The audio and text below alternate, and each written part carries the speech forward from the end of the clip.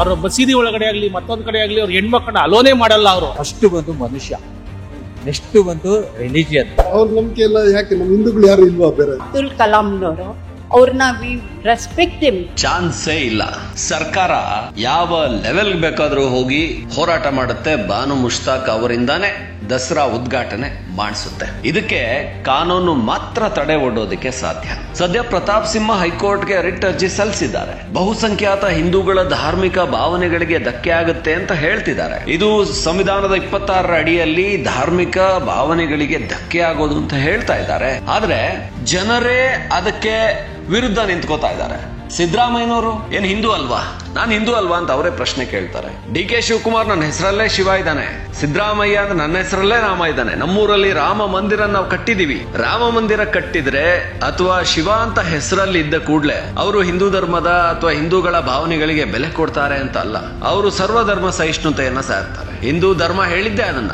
ಹಿಂದೂ ಧರ್ಮ, ಸನಾತನ ಧರ್ಮ ಎಲ್ಲ ಧರ್ಮಗಳನ್ನ ಸಮಾನವಾಗಿ ಕಂಡಿತ್ತು. ಆದ್ರೆ ಅದೇ ವೀಕ್ನೆಸ್ ಆಗ್ಬಾರ್ದಲ್ವಾ ಅಂತ ಪ್ರತಾಪ್ ಸಿಂಹ ಹೇಳ್ತಾ ಇರೋದು. ಇಲ್ಲಿವರೆಗೂ ನಾವು ನೋಡಿದೀವಿ ಅಂತ ಡೆಮೋಗ್ರಫಿ ಚೇಂಜ್ ಆಗ್ತಾ ಇದೆ ಅಂತ.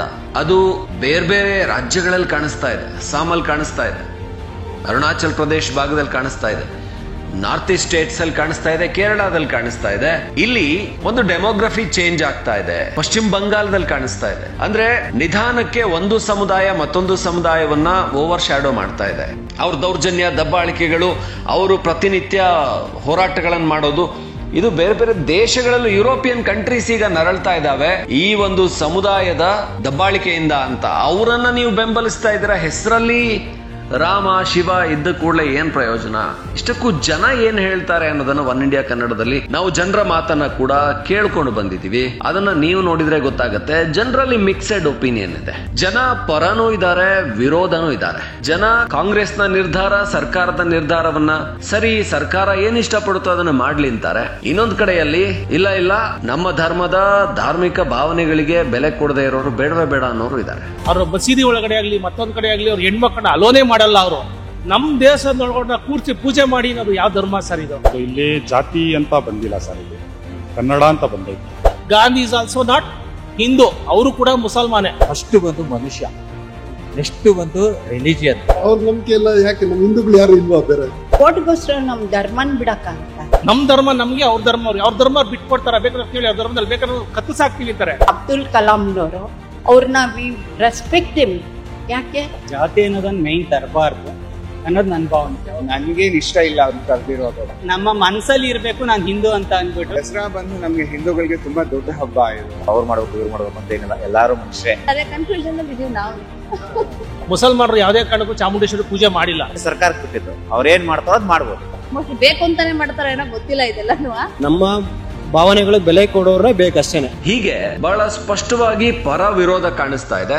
ಆದ್ರೆ ಸರ್ಕಾರಕ್ಕೆ ಮಾತ್ರ ಇದು ಯಾವುದು ಬೇಕಾಗಿಲ್ಲ. ಸರ್ಕಾರಕ್ಕೆ ಬೇಕಾಗಿರೋದು ಯಾವುದು ಅಂದ್ರೆ, ನಾವು ನೋಡಬಹುದು ನಿನ್ನೆ ಈದ್ ಮಿಲಾದ್ ಆಚರಣೆಗೆ ಸಿದ್ದರಾಮಯ್ಯನವರು, ಡಿ ಕೆ ಶಿವಕುಮಾರ್ ಇಬ್ರು ಕೂಡ ಹೋಗಿದ್ದಾರೆ. ತುಂಬಾ ಸಂಭ್ರಮದಿಂದ ಈದ್ ಮಿಲಾದ್ ಅನ್ನ ಆಚರಿಸಿದ್ದಾರೆ. ಅಂದ್ರೆ ಇಲ್ಲಿ ಏನು ಹಣೆಗೆ ಕುಂಕುಮ ಇಡಬೇಕು ಅಂದ್ರೆ ಸಿಡುಕುವಂತ ಸಿದ್ದರಾಮಯ್ಯನವರು ಮುಸ್ಲಿಮರು ಅವರ ಧಾರ್ಮಿಕ ಭಾವನೆಯ ಟೋಪಿಯನ್ನ ಹಾಕಿದ್ರೆ ಅದೆಷ್ಟು ಖುಷಿಯಾಗಿ ನಗನಗ್ತಾ ಟೋಪಿ ಹಾಕ್ಸ್ಕೋತಾರೆ ಅಂದ್ರೆ, ಯಾಕಂದ್ರೆ ಮತಗಳನ್ನ ಹಾಕ್ತಾರ ಅವರು, ಬರೀ ಟೋಪಿ ಹಾಕೋದಿಲ್ಲ.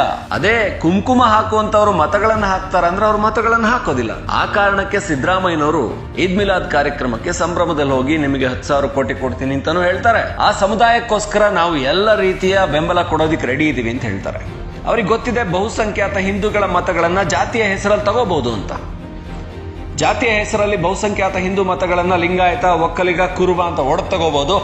ಆದ್ರೆ ಮುಸ್ಲಿಂ ಮತಗಳನ್ನ ತಗೋಬೇಕು ಅಂದ್ರೆ ಅವರಿಗೆ ಸಂಪೂರ್ಣ ಅವರ ಜೊತೆಗೆ ನಿಂತ್ಕೊಂಡ್ರೆ ಸಾಕು. ಅವರ ಮತಗಳು ಸಾಲಿಡ್ ಆಗಿ ಒಂದೇ ಒಂದು ಮತ ಕೂಡ ಆಚೆ ಈಚೆ ಆಗದೆ ಬಂದು ಕಾಂಗ್ರೆಸ್ಗೆ ಬೀಳುತ್ತೆ ಅಥವಾ ಸಿದ್ದರಾಮಯ್ಯನವ್ರಿಗೆ ಬೀಳುತ್ತೆ. ಸೊ ಇಷ್ಟಿದ್ರೆ ಸಾಕಲ್ವಾ?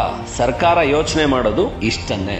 ನೋಡಿ, ನಮಗೆ ನಿಮ್ಮ ಮತಗಳು ಬೇಕು, ನಿಮಗೆ ನಮ್ಮ ಬೆಂಬಲ ಇದ್ದೇ ಇರುತ್ತೆ. ಆದ್ರೆ ಈ ಕಡೆಯಲ್ಲಿ ಹಿಂದುತ್ವ ಅಂತ ಹೋಗುವವರಿಗೆ ಮತಗಳನ್ನು ಕೊಟ್ರೆ ಅವರು ಬಿಜೆಪಿಗೂ ಕೊಡ್ತಾರೆ, ಜೆಡಿಎಸ್ಗೂ ಕೊಡ್ತಾರೆ, ಕಾಂಗ್ರೆಸ್ಗೂ ಕೊಡ್ತಾರೆ. ಈಗ ಬಾನು ಮುಷ್ತಾಕ್ ಅವ್ರನ್ನ ಹಿಂದುತ್ವಕ್ಕೋಸ್ಕರ ನಾವು ಬದಲಾಯಿಸೋ ಕೊಟ್ರೆ ನಮ್ಗೆ ಹಿಂದುತ್ವದ ಮತಗಳು ಎಲ್ಲಿ ಸಿಗ್ತವೆ? ಅವು ಒಡೆದೋಗ್ತವೆ.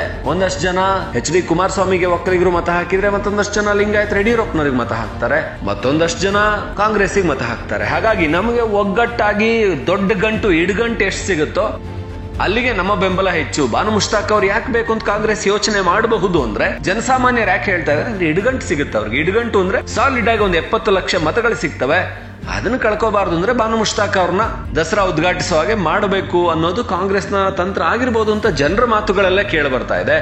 ಹಾಗಾಗಿ ಸರ್ಕಾರ ಪಟ್ಟು ಹಿಡಿಯುತ್ತೆ, ಖಂಡಿತ ಬಿಡಲ್ಲ. ಬಾನು ಮುಷ್ತಾಕ್ ಅವ್ರಿಂದ ದಸರಾ ಉದ್ಘಾಟನೆ ಮಾಡಿಸುತ್ತೆ. ಅವರು ಕಾರಣ ಕೊಟ್ಟಿರ್ಬೋದು, ನೀವು ನಿಸಾರ್ ಅಹಮದ್ ಹತ್ರ ಮಾಡಿಸಿದಿರಾ, ಮಿರ್ಜಾ ಇಸ್ಮಾಯಿಲ್ ಅವ್ರು ಮಾಡಿದ್ರೆ ಅವರು ಮುಸ್ಲಿಮರಲ್ವಾ ಅಂತ. ಆದ್ರೆ ನಿಸಾರ್ ಅಹಮದ್ ಅವರು ಕನ್ನಡವನ್ನ ತಾಯಿ ಅಂತ ಕರೆದು ಗೌರವಿಸಿದ್ರು. ಇವರು ಕನ್ನಡದ ಬಗ್ಗೆ ತಾಯಿ ಅಂತ ಗೌರವ ಕೊಡಲ್ಲ, ತಾಯಿಯ ಭಾವನೆ ಇಲ್ಲ. ಹಳದಿ ಕೆಂಪು ಸೀರೆ ಉಟ್ಟ ಭುವನೇಶ್ವರಿ ಬಗ್ಗೆ, ಅವರು ಆಡಿದಂತ ಮಾತುಗಳ ಬಗ್ಗೆ ಸಾಕ್ಷಿ ಇಲ್ಲ ಅಂತ ಕಾಂಗ್ರೆಸ್ ಹೇಳ್ತಾ ಇದೆ. ಆದ್ರೆ ಅದಕ್ಕೆ ಸಾಕ್ಷಿಗಳು ಸಿಗ್ತವೆ. ಅವ್ರು ಮಾತಾಡಿದ ಜನಪದ ಸಾಹಿತ್ಯ ಸಮ್ಮೇಳನದಲ್ಲಿ ಮಾತಾಡಿರುವಂಥದ್ದು ದಾಖಲೆಯಾಗಿದೆ. ಇದೆಲ್ಲ ಕೋರ್ಟಲ್ಲಿ ತೀರ್ಮಾನ ಆಗಬೇಕಾಗಿದೆ. ಕೋರ್ಟ್ ಏನ್ ನಿರ್ಧಾರ ತಗೊಳುತ್ತೆ ಅನ್ನೋದ್ರ ಮೇಲೆ ಸರ್ಕಾರ ಗೆಲ್ಲುತ್ತೋ ಅಥವಾ ಬಿಜೆಪಿ ಗೆಲ್ಲುತ್ತೋ ಅನ್ನೋದು ನಿರ್ಧಾರ ಆಗುತ್ತೆ.